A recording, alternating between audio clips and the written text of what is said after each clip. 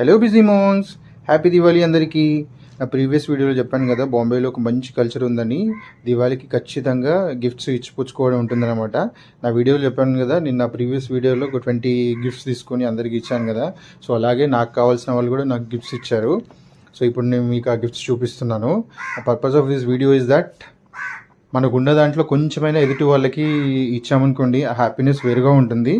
And it's not about the value of the gift, but it's about ఎదుటి వాళ్ళకి మనం ఎంత ప్రయారిటీ ఇస్తున్నాం, ఇంపార్టెన్స్ ఇస్తున్నాం అనేది తెలియజేస్తుంది. సో మీరు కూడా మీకున్న దాంట్లో ఉన్నంతలో ప్రతి పండక్కి ఖచ్చితంగా ఎవరికైనా గిఫ్ట్స్ ఇవ్వండి.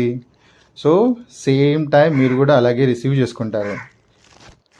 మనం గిఫ్ట్ ఇచ్చినప్పుడు ఎదుటి వాళ్ళలో వచ్చే ఆనందం అసలు చెప్పలేము. నాకైతే చాలా మంచి ఎక్స్పీరియన్స్ జరిగింది. సో తప్పకుండా మీకున్న దాంట్లో ఎదుటి వాళ్ళని హ్యాపీగా పరచడం కోసం కొంచెంలో కొంచెం అయినా కానీ గిఫ్ట్స్ ఇవ్వండి. చాలా హ్యాపీగా ఫీల్ అవుతారు అంతా. నాకు బాంబేలో ఈ కల్చర్ అయితే చాలా బాగా నచ్చింది. చాలా వరకు చాలామందికి గిఫ్ట్స్ ఇచ్చిపుచ్చుకుంటూ ఉంటారు.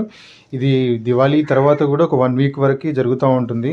దివాళీ తర్వాత బాయ్ దూజ్ అని జరుగుతుంది. అక్కడైతే సిస్టర్స్ దగ్గరికి బ్రదర్స్ వెళ్తారు, అక్కడ గిఫ్ట్స్ కూడా ఇచ్చిపుచ్చుకుంటారు. సో మంచి సాంప్రదాయం అన్నమాట.